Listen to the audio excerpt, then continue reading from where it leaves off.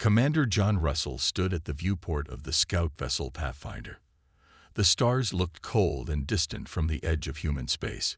He sipped his coffee and watched as Europa, one of Jupiter's moons, grew larger on the screen. "Commander, we're picking up that distress signal again," said Lieutenant Kate Davis. Her fingers moved quickly across the control panel. John nodded. "Any details this time?" "Just fragments. Something about an attack on the research station. The Pathfinder had been on a routine patrol when they received the emergency beacon from Europa base. The scientific outpost had gone silent 12 hours ago. In 2157, humanity kept to itself. After making contact with alien civilizations 50 years earlier, Earth had chosen a path of non-interference in galactic affairs. Humans built their colonies in the solar system and maintained minimal diplomatic relations with the Galactic Confederation. Other species called humans the quiet species. Most aliens believed humans lacked the technology or will for significant space combat. The Earth Union Council preferred it that way. John turned to Olivia Miller, the diplomatic officer assigned to his ship. "What do you think? Could this be Corvin activity?" Olivia frowned. Her job was preventing conflicts, not responding to them. "The Corvins have been pushing boundaries lately. They believe our silence means weakness." The Corvin Empire had expanded aggressively for the past decade. Their ships appeared more frequently near human outposts, always claiming to be lost or conducting scientific research. "Coming into orbit around Europa now, sir," announced the pilot, Ryan Cooper. "Scan for life signs and prepare a landing team," John ordered. "Full environmental suits. We don't know what happened down there." The scans showed only 3 faint life signatures in the main research dome. The base should have had 24 scientists and support staff. 30 minutes later, John led a team of 6 onto the surface of Europa. The ice crunched beneath their boots as they approached the domed structure half buried in the moon's frozen crust. The main airlock had been damaged. Something had burned through the outer door. "This wasn't an accident," said Security Chief Alan West, examining the melted metal. "These are weapon marks." Inside, the base was dark. Emergency lights cast red shadows across empty corridors. The team moved carefully, weapons ready. They found the first bodies in the main lab. 5 researchers, their lab coats stained with blood. Whatever killed them had done it quickly. "Commander, I'm picking up survivors in the lower level," Alan said, checking his scanner. 3 of them, in the secure storage area. The secure storage door was sealed shut. John pressed the intercom button. "This is Commander John Russell of the Earth vessel Pathfinder. We're here to help." A woman's voice answered, shaky and uncertain. "Can you prove you're human?" John exchanged glances with his team. "We're opening a video link." After a moment, the storage door unlocked. 3 people huddled inside, surrounded by equipment and data drives. One woman stepped forward, her face pale and streaked with dried tears. "Dr. Samantha Ford," she said. "Thank God you came." "What happened here?" John asked. Dr. Ford looked at her colleagues, then back at John. "We found something in the ice, something that wasn't supposed to be found." She pointed to a container in the corner, an artifact at least 200 years old, human-made. Olivia moved closer. "Human-made? That's impossible. We didn't have technology to reach Europa back then." "It's some kind of data storage," Dr. Ford explained. "We managed to decode part of it before they came." "Before who came?" John asked. "We're not sure. They weren't Corvin. Their ship appeared suddenly, and they attacked without warning or demands." Dr. Ford's voice dropped to a whisper. "But that's not the worst part. The artifact contains information about something called the Sentinel Protocol. And whatever we activated when we opened it, it sent a signal. Somewhere out there, something woke up." John's communicator beeped. "Commander," came the urgent voice of Kate from the Pathfinder. "We're detecting multiple ships entering the Jupiter system. They're not responding to hails." Dr. Ford gripped John's arm. You need to get this artifact to Earth immediately, before it's too late. The Pathfinder raced through space, pushing its engines beyond safe limits. Behind them, 3 unknown ships followed in pursuit. They had managed to escape the Jupiter system, but only barely. In the ship's secure lab, Dr. Ford carefully opened the container holding the artifact. It was a simple metal cube with no visible buttons or screens. "How do you activate it?" John asked, watching her work. "It responds to human DNA." Dr. Ford placed her palm on the top surface. The cube hummed and projected a holographic display. Olivia leaned closer. "What is it showing?" "Records. Military plans from before first contact." Dr. Ford scrolled through floating images of ships and weapons. The Sentinel Protocol was created over 100 years ago as a last resort defense system. Files appeared showing underground facilities built throughout the solar system, automated factories hidden in asteroids, weapon systems disguised as scientific equipment. "I don't understand," said John. "Why would our ancestors build all this in secret?"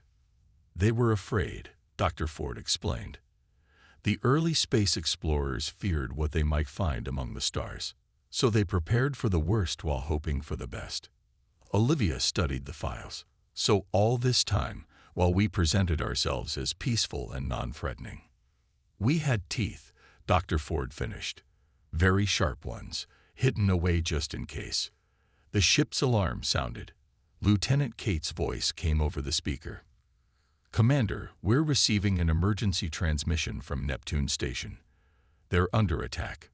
Everyone rushed to the bridge. On the main screen, a grim-faced officer appeared among flashes of emergency lights. "This is Neptune Defense Station. We are under attack by Corvin warships. They came without warning. We have multiple casualties and—" The transmission cut to static. "Can you get them back?" John asked. Kate shook her head. "Signal's gone, sir." "How long until we reach Earth?" 6 hours at current speed." John turned to Olivia. "Contact Earth Union Command. Tell them everything we found and what's happening at Neptune." Olivia nodded and moved to the communication station. Dr. Ford looked pale. "The Corvins must have detected the signal from the artifact, too. They're making their move before we can activate our defenses." Hours later, the Pathfinder approached Earth orbit. The blue planet looked peaceful from space, but the situation in the system was anything but calm. The ship was immediately directed to the underground military facility beneath the Olympus Mons on Mars. As they docked, Admiral William Hayes was waiting for them. "Commander Russell," he said, his face grave. "The Neptune station is gone. 342 people dead." John handed over the artifact. "Sir, you need to see this."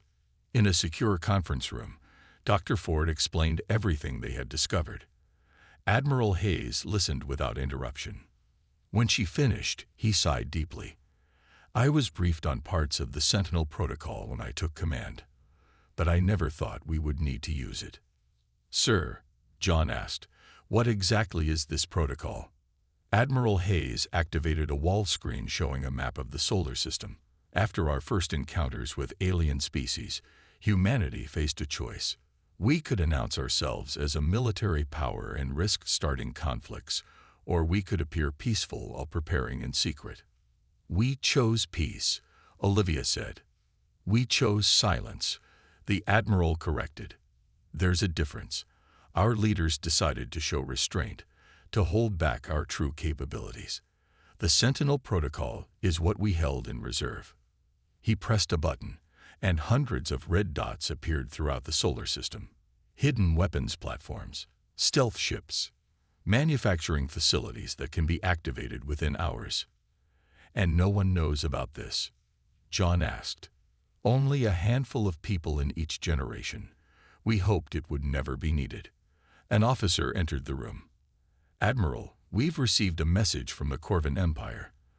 They're claiming the attack on Neptune was justified. They say they detected weapons being activated."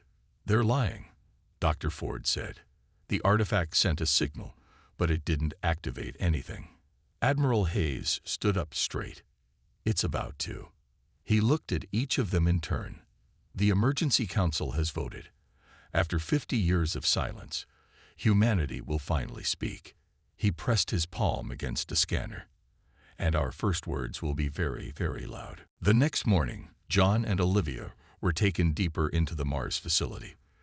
They traveled down a smooth metal elevator that seemed to drop forever. "How far down are we going?" Olivia asked. "The archives are 3 miles beneath the surface," replied their guide, a stern woman who had introduced herself only as Agent Clark, safe from orbital scans and bombardment. When the doors opened, they entered a vast chamber carved from the red Martian rock. The walls were lined with servers and data storage systems. In the center stood a man with white hair and a straight back, despite his obvious age. "Commander Russell, Officer Miller," the man said, extending his hand. "I'm General Christopher Allen. Retired, technically, but they called me back when your discovery activated the alert system." "You know about the Sentinel Protocol?" John asked. "Know about it?" General Allen smiled faintly. "I helped design it. 58 years ago, when we first made contact with the Confederation." He led them to a circular table that lit up as they approached. "The Sentinel Protocol was our insurance policy. When we realized we weren't alone in the galaxy, we had to prepare for the worst." "But why keep it secret from our own people?" Olivia asked. "Because humans talk," the general said simply. "And if we talked about our true military capacity, other species might feel threatened. We chose a different path." He waved his hand over the table. A holographic display showed Earth ships making peaceful contact with alien vessels, trade agreements, scientific exchanges. We presented ourselves as advanced but non-aggressive, a curious species more interested in knowledge than conquest. "While building secret weapons," John noted. "While maintaining our ability to defend ourselves," General Allen corrected. "The Corvan Empire has been testing our boundaries for years. They mistake restraint for weakness." The display changed to show surveillance footage of Corvan ships near human outposts. Each time, the human vessels simply moved away, avoiding confrontation. "We have technologies the Confederation has never seen," General Allen continued. "Weapon systems that could have made us the dominant force in this part of the galaxy. Instead, we chose silence." "Until now," Olivia said quietly.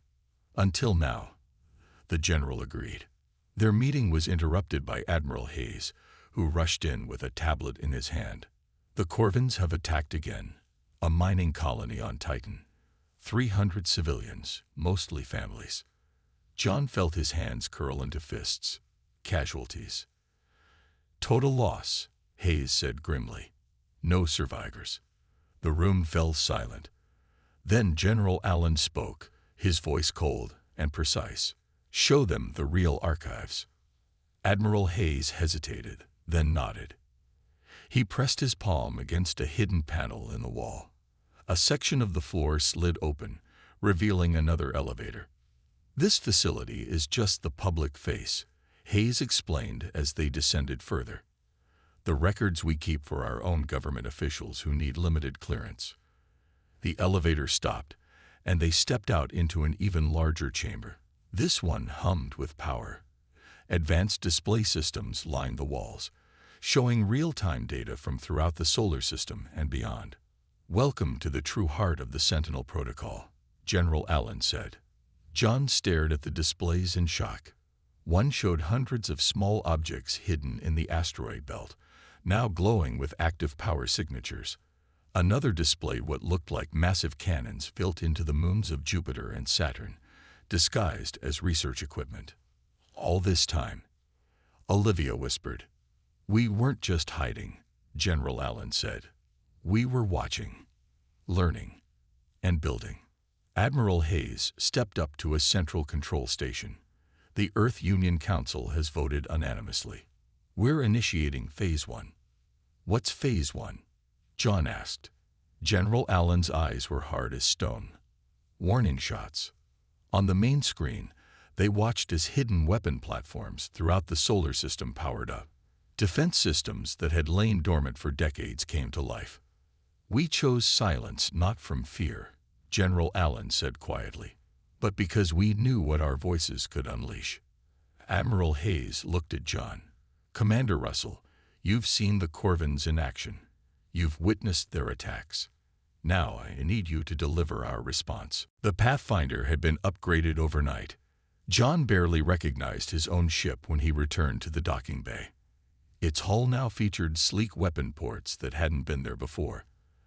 The engines glowed with a strange blue light. "What did they do to my ship?" he asked the technician beside him. "Remove the disguise." The woman answered simply. This is what the Pathfinder always was, underneath. His crew looked just as surprised as they boarded. Lieutenant Kate ran her hand along a new control panel. "Sir, these systems weren't in any training manual I've ever seen." "We all have a lot to learn," John said. "Admiral Hayes is sending a full technical briefing to your stations now." Their mission was clear. Take the upgraded Pathfinder to the edge of Saturn's rings, where 3 Corvin warships were gathering for another attack. Deliver humanity's warning. As they prepared to launch, Olivia joined them on the bridge. "I'm coming with you," she said. "If there's any chance for words instead of weapons, I need to be there." John nodded. "Take the communication station." The Pathfinder left Mars orbit moving faster than should have been possible. The new engines pushed them through space at speeds that made the stars blur. What would have been a journey of days now took hours. Approaching Saturn, Ryan announced from the pilot's seat. "Corvin warships detected on the far side of the rings." "Active weapons?" John asked. "Yes, sir. They're charging main guns. Looks like they're preparing to attack the research station on Enceladus." John took a deep breath. "Send the message, Olivia." She activated the communication system. "Corvin vessels, this is Earth Union Diplomatic Corps. Your unprovoked attacks on Neptune and Titan have been classified as acts of war. You are ordered to power down weapons and withdraw from human space immediately." For several long moments, there was no response. Then a harsh voice answered, speaking broken English. "Humans talk big now. Too late. Corvins take what Corvins want. Weak species should be quiet." John looked at Olivia. She nodded grimly. "Weapons online," John ordered. "Target their engines only." Alan's fingers flew across his console. "Targeting systems locked, sir." "Lieutenant Kate, activate the new defense screen." "Everyone hold on. We've never done this before." John pressed the command key.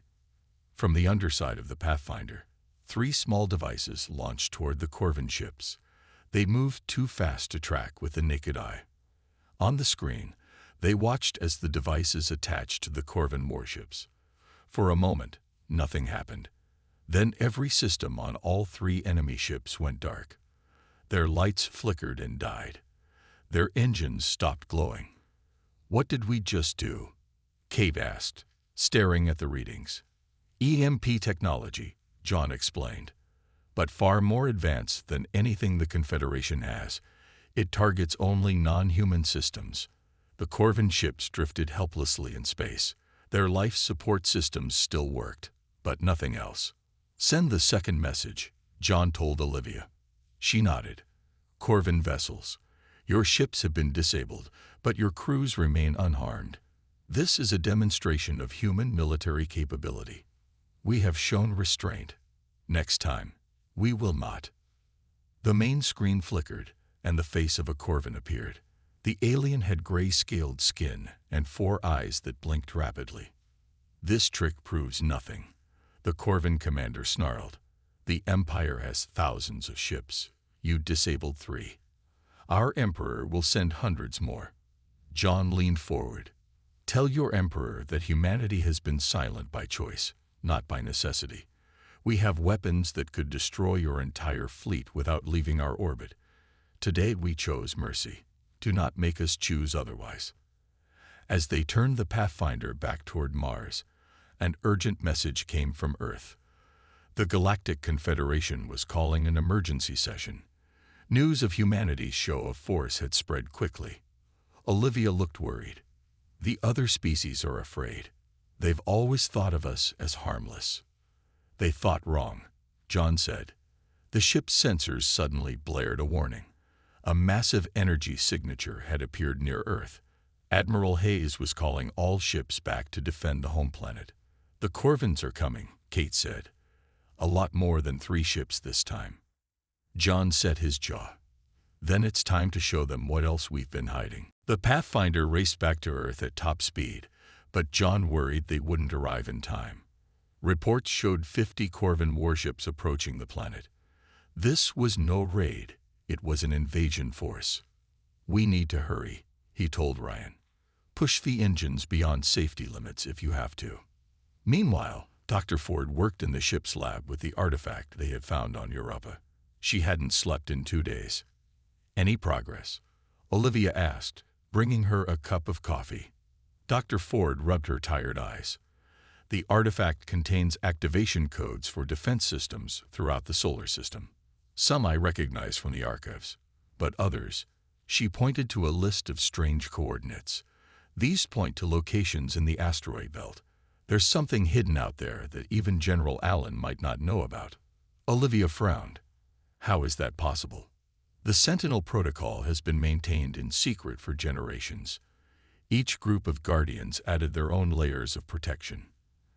Dr. Ford looked up. I need to transmit these codes to Admiral Hayes immediately. Back on the bridge, John received a transmission from Earth. The planet had already begun its defense. Hidden platforms in orbit had revealed themselves, creating a shield of energy around the planet. Admiral Hayes appeared on screen. Commander, we're activating Phase 2. All civilian ships are retreating to protected zones behind Mars and Venus.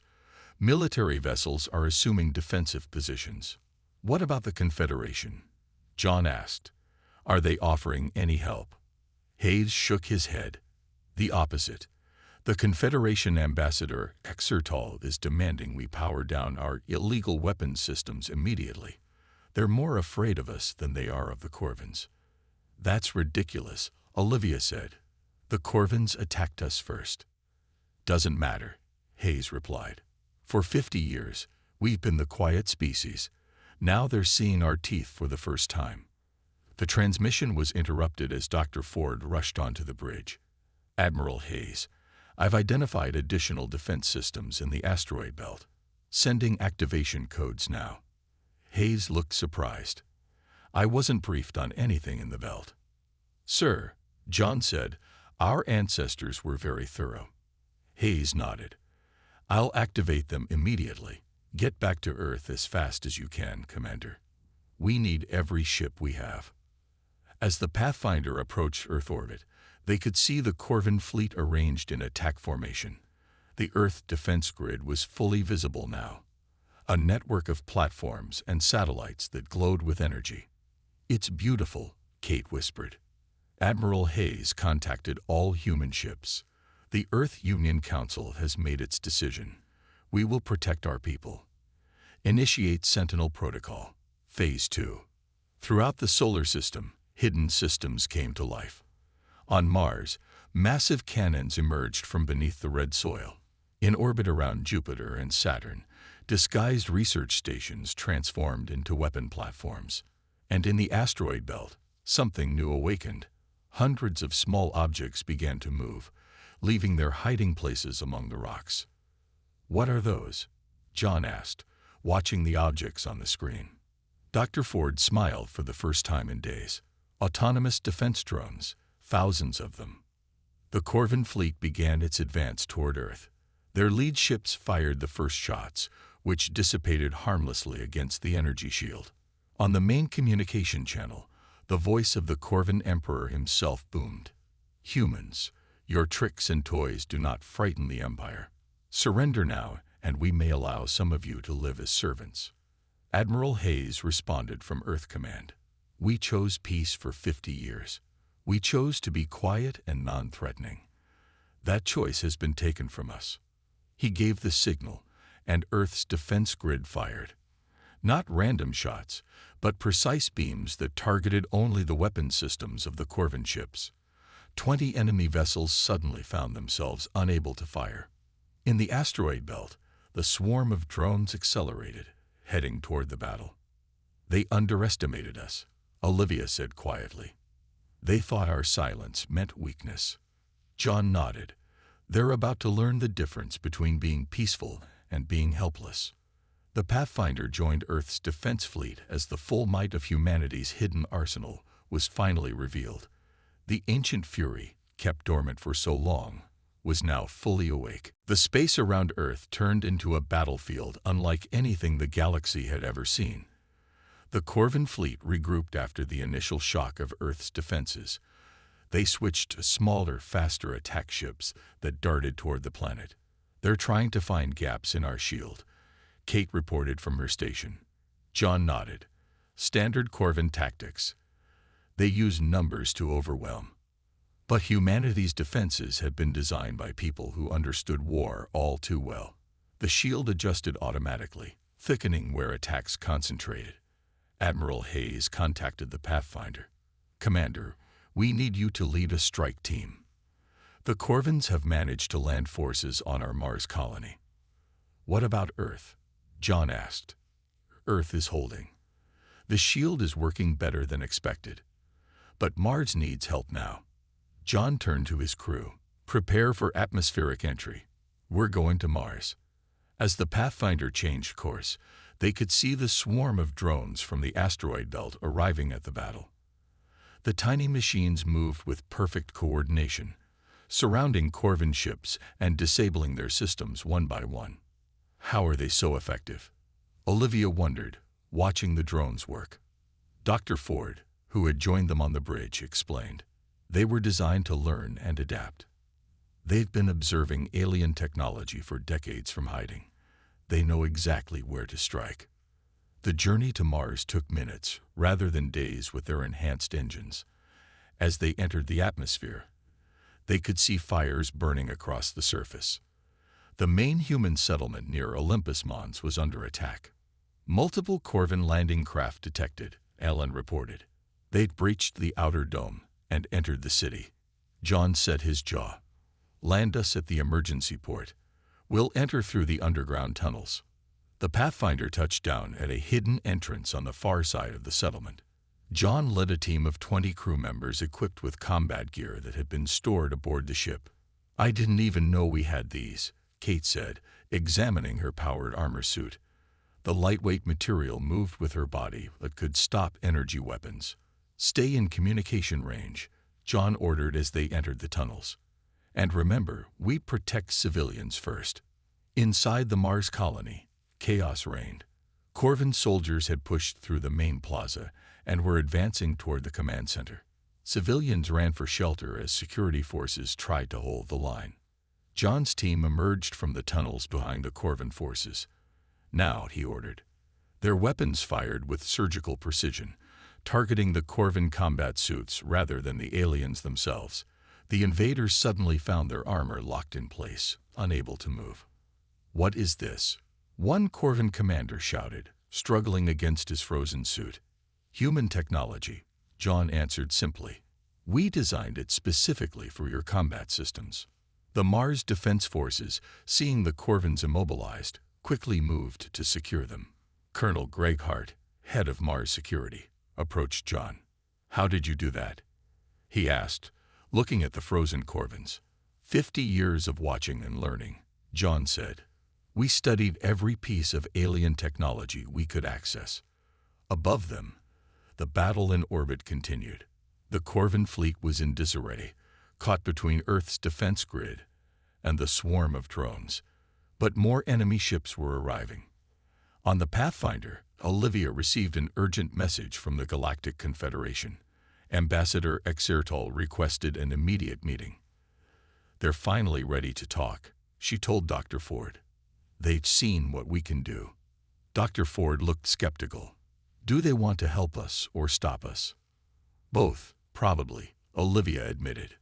"They're afraid of the Corvins, but they're more afraid of what humanity might do next." On Mars, John's team secured the colony's command center. The screens showed the ongoing space battle. The Corvin ships were retreating from Earth, but regrouping near Jupiter. "They're not giving up," Colonel Hart said. "They're planning something else." John received a transmission from Admiral Hayes. "Commander, our long-range sensors have detected a new energy signature entering the system. It's the Corvin flagship.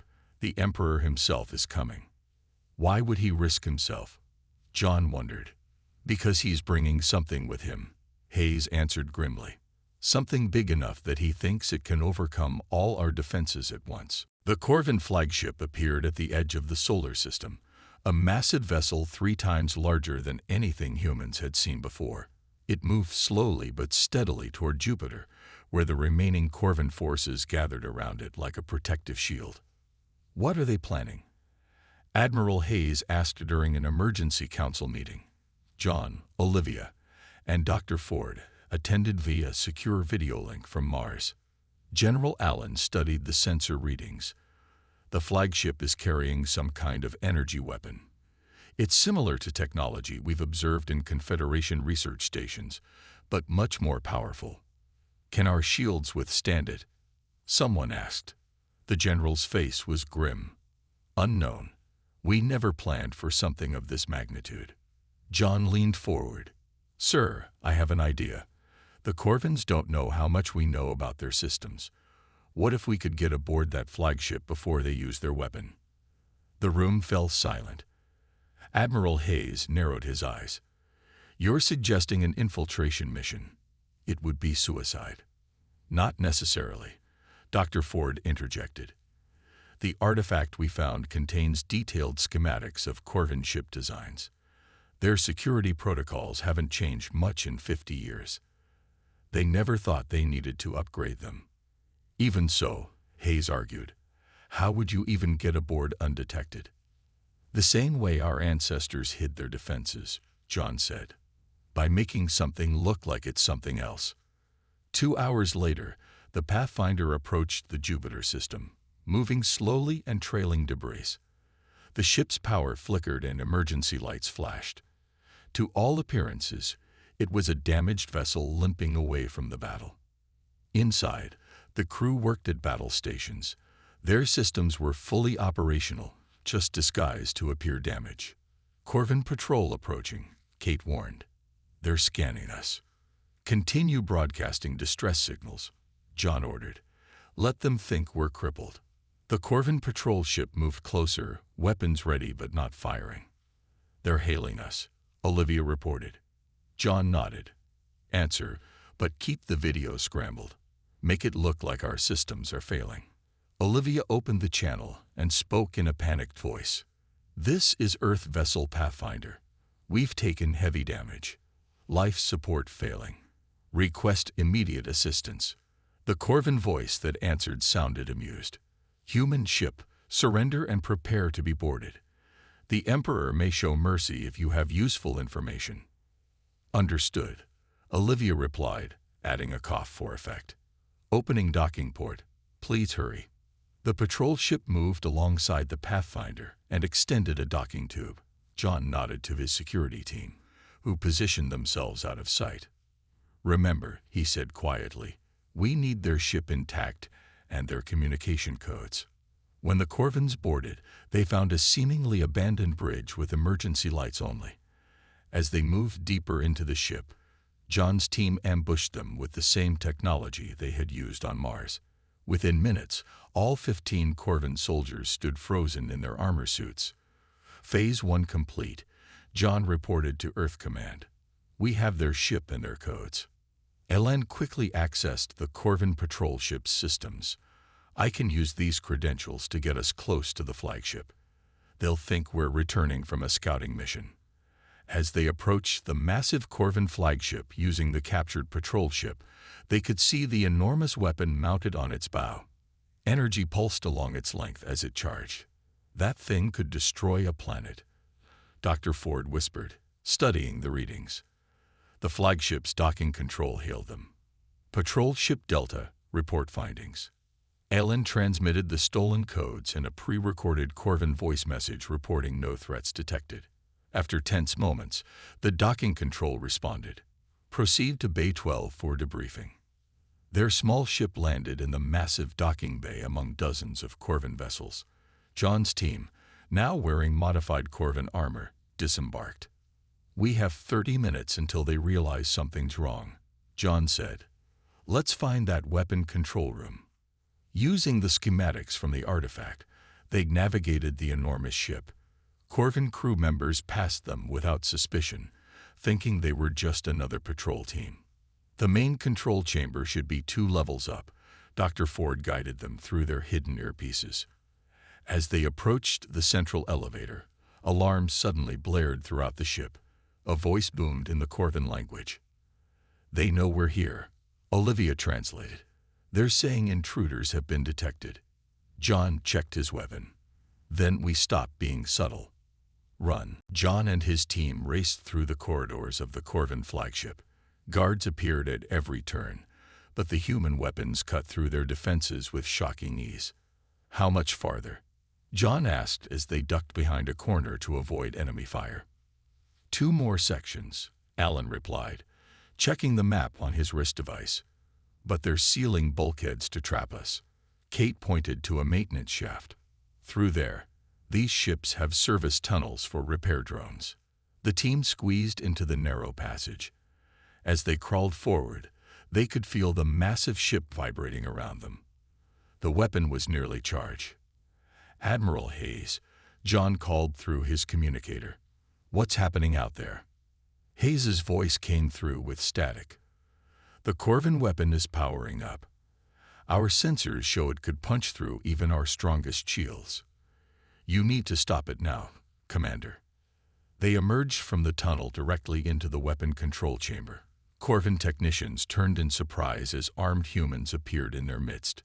John's team quickly secured the room. "Can you shut it down?" John asked Kate, who was already examining the control panels. She frowned. "The firing sequence has already started. We can't stop it completely." But her fingers flew across the alien controls. "I can redirect it." "Where?" "The only safe target is the sun," she said. "Its energy can absorb the blast." "Do it," John ordered. As Kate worked, the main door to the chamber burst open. A tall Corvin in ornate armor entered, flanked by elite guards. Even without an introduction, John knew this was the Emperor himself. "Humans," the Emperor said in perfect English. "You surprise me. No species has dared board my flagship in 300 years. "We're full of surprises," John replied, weapon raised. "Your attack on our people ends now." The Emperor laughed. "You think this is the extent of my fleet? I have thousands more ships waiting. This was merely a test of your defenses."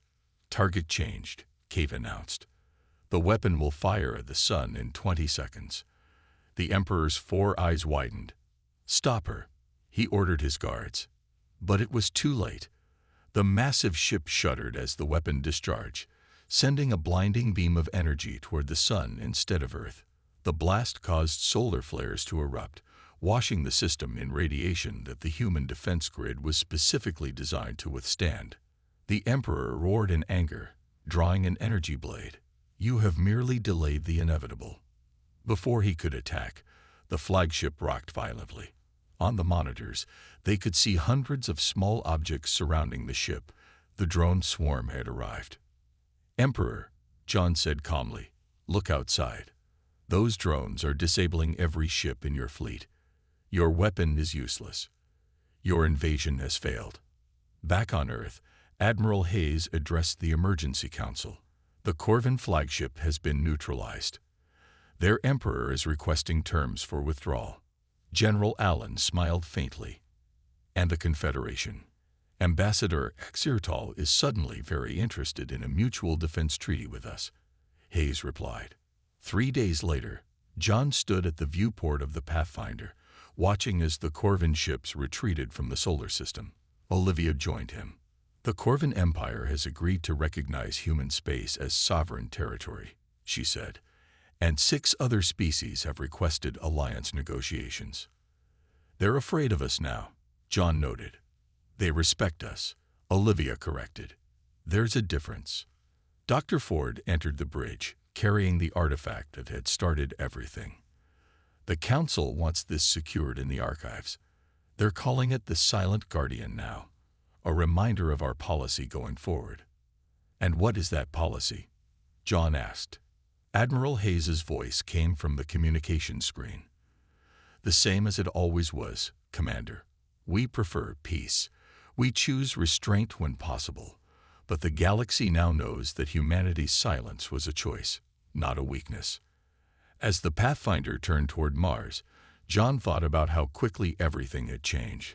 For 50 years, humanity had hidden its strength, hoping it would never be needed. Do you think we'll go back to being silent? Kate asked. No, John said, watching the stars. But perhaps we can teach the galaxy that true strength isn't about who has the loudest voice or the biggest weapons. Olivia nodded. It's about knowing when to use them and when to hold back.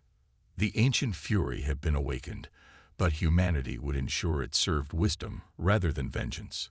Their silence had been broken, but their principles remained intact.